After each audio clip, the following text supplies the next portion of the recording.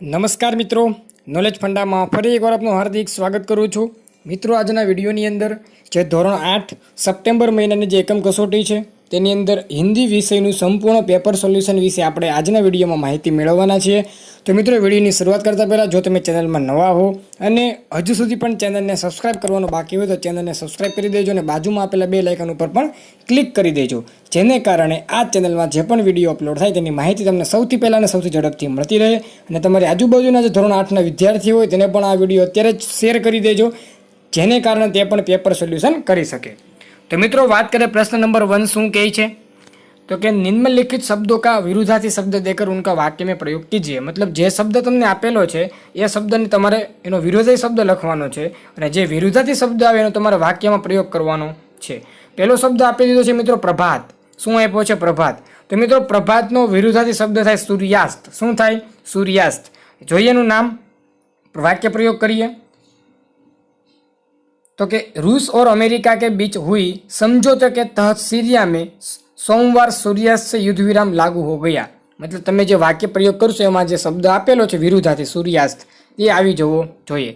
बीजो शब्द आपी दीधो छे मित्रों शीतल. शीतलनी वात करीए तो शीतलनो मतलब थाय उष्ण. विरुद्धार्थी थशे उष्ण. बराबर. चालो तो कि थोड़ी ही देर में दोनों चरण उष्ण जल कणों में भीग गए. एनो जवाब आवशे. त्यार पछी 3 नंबरनो छे असंभव. एनो मतलब के એટલે કે સંભવ એનો વિરુદ્ધાर्थी થાય असंभव. बराबर. तो कि असंभव था आज उसके महलों और बाजारों में आग की लपटें निकलती होती. बराबर. तो चालो डाउट नेट पर थशे तमारा मैथमेटिक्स, केमिस्ट्री, फिजिक्स, बायोलॉजीना डाउटનું સોલ્યુશન. તમારા પ્રશ્નોનો ફોટો પાડો અને તેને ક્રોપ કરો, ત્યાર પછી સબમિટ કરો અને માત્ર 3 સેકન્ડમાં મેળવો વિડિયો સ્વરૂપે સોલ્યુશન. ધોરણ 6 થી 12 સુધી નીટ, આઈઆઈટી, જેડબલઈ એડવાન્સ સુધીની તૈયારી આજે જ ડાઉનલોડ કરો ડાઉટનેટ એપ. ત્યાર પછી મિત્રો 4 નંબરનો શબ્દ છે સ્નેહ. તેને કહેવાય ધૃણા. તો આવશે મેને ધૃણા સે કહા મુબારક હો. બરાબર, એનો જવાબ છે. 5 નંબરનો છે સમજ. તો આમાં જવાબ આવશે ના સમજ. બરાબર. તેમાં પણ યાદ રાખજો કે यहाँ तो हजारों की संख्या में ना समझ सहाराने वाले है, सहारने वाले है. बराबर, એનો જવાબ આવશે. ત્યાર પછી પ્રશ્ન નંબર 2 ની અંદર તમને એક ચિત્ર આપેલું છે અને તમને કીધેલું છે कि चित्रों का अवलोकन करके अपने शब्दों में कहानी लिखिए. चलो मित्रों, आज है मित्रों आज चित्र है ते एनो लड़कहारा और देवदूत ની જે કહાની છે તે આપણે વાત કરીએ. બરાબર. તો વિડીયોની સ્ક્રીન ઉપર જોઈ શકો છો તો કે એક लड़कहारा था. वह रोज जंगल में जाता, लकड़ियाँ काटता और उन्हें बाजार में बेच देता था. इन पैसों से ही उसके परिवार का गुजारा होता था. एक दिन लड़कहारा एक पेड़ पर चढ़कर उसकी एक डाल काट रहा था. पेड़ नदी के किनारे था. अचानक उसकी कुल्हाड़ी उसके हाथ में छूट गई और नीचे नदी में गिर गई. लड़कहारा पेड़ से उतरा पर उसे तैरना नहीं आता था. अंततः उदास होकर वहीं बैठ गया. संयोग से एक देवदूत वहां से गुजरा. उसकी दृष्टि लड़कहारे पर पड़ी. उसने लड़कहारे से उसकी उदासी की कारण पूछा. लड़कहारे ने उसे नदी में अपनी कुल्हाड़ी गिरने की बात बताई. देवदूत ने कहा, तुम घबराओ मत, मैं नदी से तुम्हारी कुल्हाड़ी निकाल देता हूँ. त्यार पछी मित्रों आगळ जोईए तो कि देवदूत ने पहले एक सोने की कुल्हाड़ी निकाली और पूछा, क्या यह तुम्हारी कुल्हाड़ी है? लड़कहारे ने कहा, नहीं, यह मेरी कुल्हाड़ी नहीं है. तब देवदूत ने चांदी की कुल्हाड़ी निकाली. लड़कहारे ने कहा, ये भी तुम्हारी कुल्हाड़ी नहीं है. अंत में देवदूत ने लोहे की कुल्हाड़ी निकाली. उसे देखकर लड़कहारा खुशी से चिल्ला उठा, हाँ, यही मेरी कुल्हाड़ी है. तो देवदूत लड़कहारे की ईमानदारी पर खुश हुआ. उसने सोने और चांदी की कुल्हाड़ियाँ भी लड़कहारे को इनाम में स्वरूप में दे दी. तो बस आ मित्रों फोटानो जो जवाब है तेनो बराबर एनी जे कहानी है तेनो जवाब आवशे. विडियोनी पीडीएफ फाइल तमारे डाउनलोड करवी होय तो आ विडियोना डिस्क्रिप्शन बॉक्स में तमने लिंक आपेली है, तो त्यांथी तमे डाउनलोड करी लेजो. आगळ जईए आपणे. मित्रों सवाल आपेलो है कि सूचना अनुसार उत्तर लिखिए. पहलो सवाल है शब्दकोश क्रम के मुताबिक प्रथम स्थान में आने वाला शब्द ढूंढिए. मित्रों याद राखजो आमांथी जवाब शुं आवशे तो कि જોઈ શકો છો પહેલા આમાં જવાબ આવશે તમારો સુખ. ઓપ્શન નંબર જે બી દેખાય છે એ જવાબ છે બી. બરાબર. ઓપ્શન નંબર બી કરેક્ટ છે. બરાબર. ઓકે, ચાલો ત્યાર પછી શબ્દકોશ क्रम के मुताबिक सही विकल्प चुनिए. મિત્રો આની અંદર જવાબ આવશે ઓપ્શન નંબર એ क्षमता डॉक्टर दूध. ओके, जवाब आवશે 3 शब्दकोश क्रम के मुताबिक तीसरे स्थान में आने वाला शब्द ढूंढिए. मेरे तीसरे स्थान में आएगा मनोहर. क्या आएगा? मनोहर. ચાલો નેક્સ્ટ શબ્દકોશ ક્રમ में लिखिए।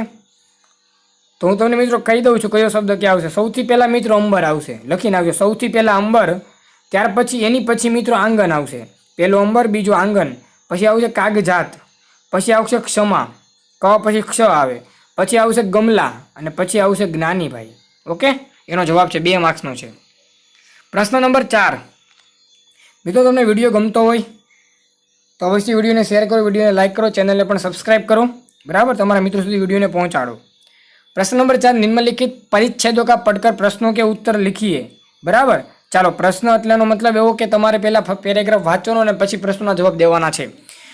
पहलो सवाल, ऋषि मुनि स्नान करने के लिए नदी तक पैदल चलकर क्यों जाते थे? ठीक है, तो એમાં જવાબ આવશે મિત્રો તો કે पैदल चलना भी एक तरह का व्यायाम है, तो जवाब एनो बराबर व्यायाम आवશે। भाई ऋषि मुनि स्नान करने के लिए नदी तक पैदल चलकर जाते थे क्योंकि पैदल चलना भी एक तरह का व्यायाम होता है। बीजो सवाल, शुभ शब्द का पर्यायवाची शब्द शुभ, तो शुभ का क्या होगा तो कि प्रातःकाल होगा। क्या होगा? प्रातःकाल, बराबर, पहली लाइन में आपेलू है। अल्पवायु का तो कि अल्पवायु का, ओके, अल्पवायु शब्द का विलोम शब्द परिच्छेद में, तो मित्रों अल्पवायु का होगा दीर्घायु, તમે જોઈ શકો છો, બરાબર, આની અંદર અહીંયા રહ્યો। ओके, चलो हमारे अभ्यास के लिए कौन सा समय अधिक अच्छा है?